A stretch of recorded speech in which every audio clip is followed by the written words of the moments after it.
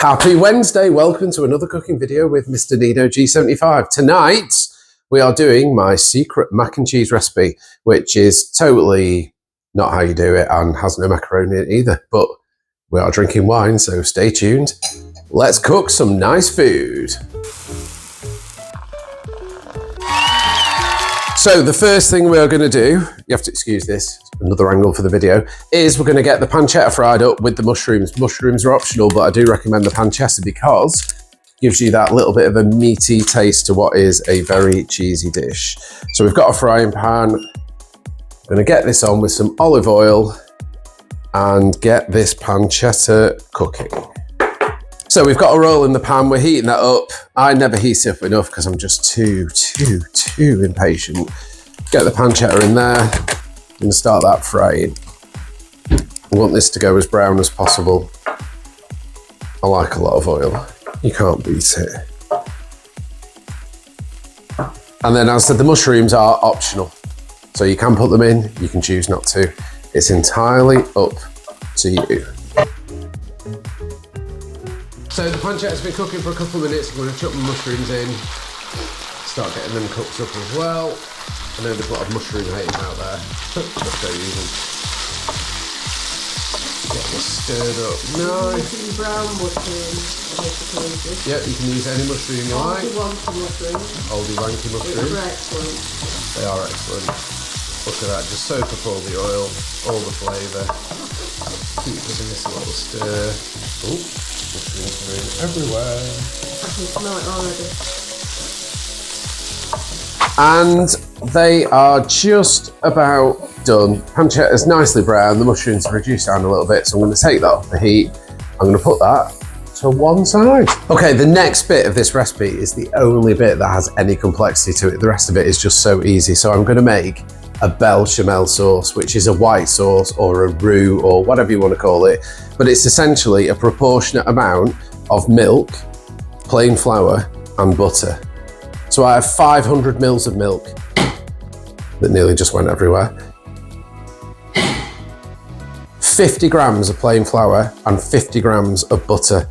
If you were doing it a different way, you could do 300, 30 and 30 or 200, 20 and 20, whichever amount you think is necessary for you, okay? And the way they tell you to make this is never the way I do it. So, first thing you're gonna do is put your pan on the heat and we are gonna put our 50 grams, in this case, of butter in there and I'm gonna melt that down. So we're gonna melt the butter. I don't wanna burn it, obviously. It is now melted. I don't want it to cook. It is a little bit warm. And I'm taking my flour, my 50 grams, remember it's in proportion, of plain flour, and I'm going to stir that in. And the butter will be absorbed by the flour, and you end up with this kind of like white, almost like a pâté sucré, like you'd make eclairs from. What's a choux, like a choux pastry mix, that's what it's like. It's called a roux.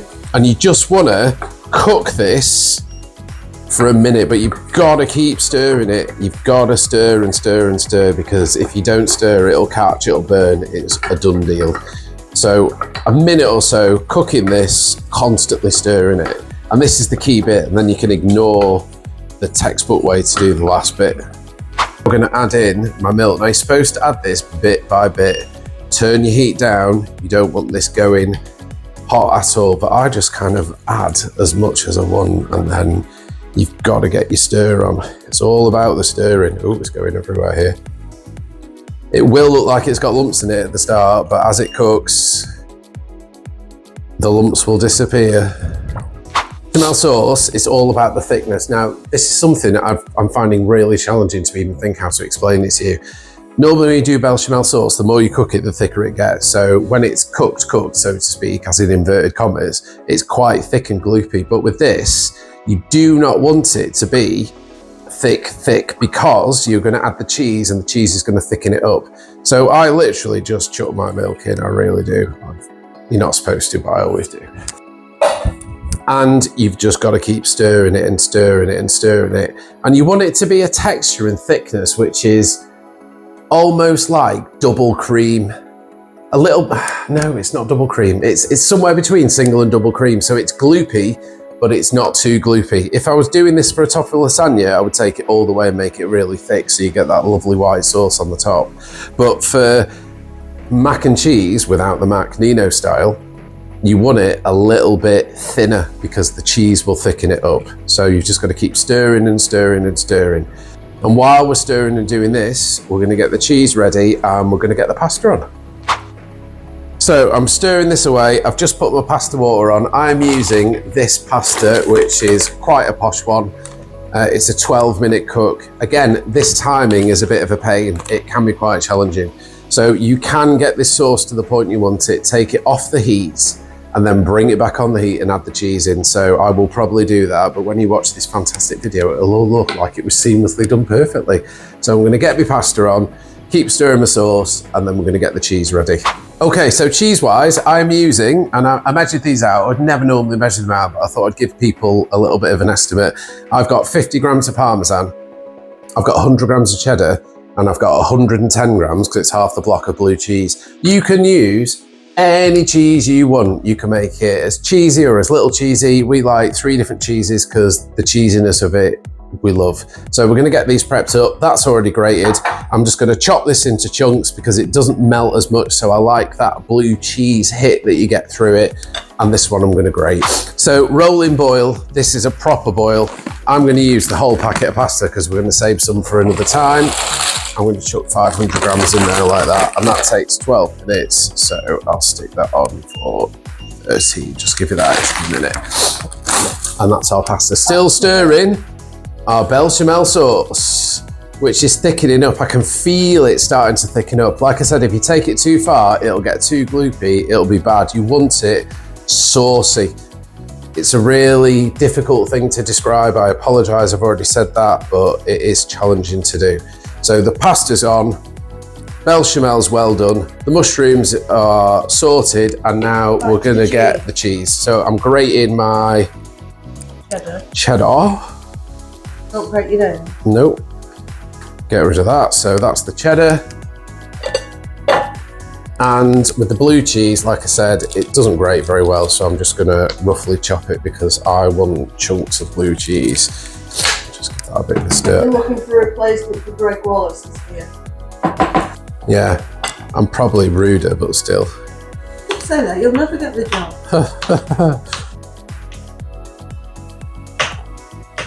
And I mean roughly chop, I'm not right bothered. The rind going in? Everything's going in, love. It's not a tough rind? No, it's not like a Parmesan rind, which we'd never eat. So the pasta's bubbling away. There we go. What do you think, able assistant? Lovely. Okay, so we've been doing the white sauce and the bechamel, and this is done. So I'm trying to show you the thickness of it. Can you see? It's kind of like a little gloopy. So I'm taking that off the heat now because that's done. The pasta's cooking. We've got a cheese. All we need to do now, wait for the pasta to cook. All the cheese is going to go back in the sauce, which we'll put in the heat for a little minute. Chuck it in there with the bacon and with the pancetta and the mushrooms, and we will be done. So let's put all that together right now. So our pasta is cooked and drained. That's been on for a minute or so just to heat up. I've had my bechamel sauce off the heat. I'm just going to bring it back onto a really low heat.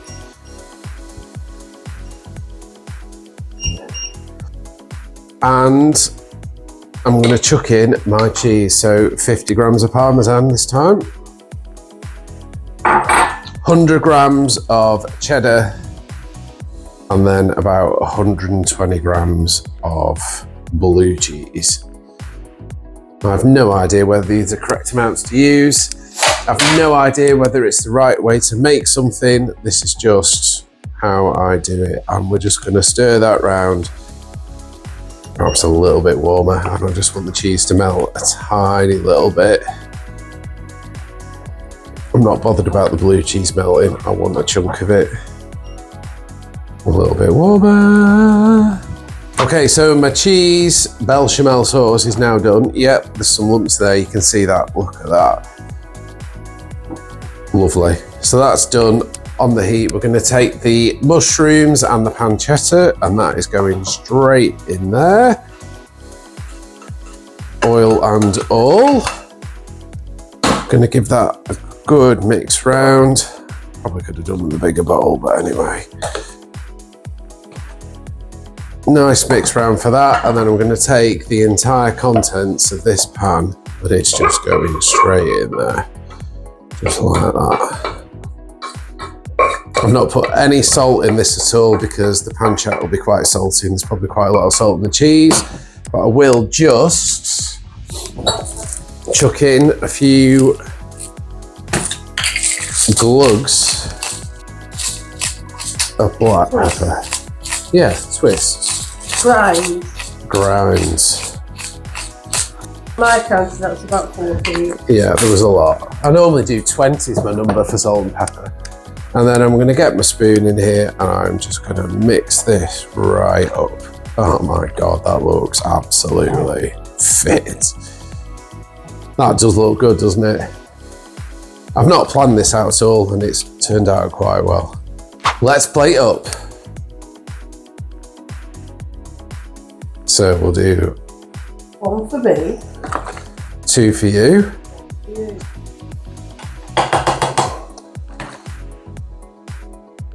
1 for me, that's enough, thank you. And 2 for me, because I'm a waiter and I love food. And that is Nino's secret mac and cheese. It's probably not the right way to do it. It's probably not following any recipe. It's probably making Italians cry at the thousands, but try it. It's not that challenging and it tastes fire. Tune in for more recipes. If you like what you see, make sure you subscribe. I'll see you soon. Ciao for now.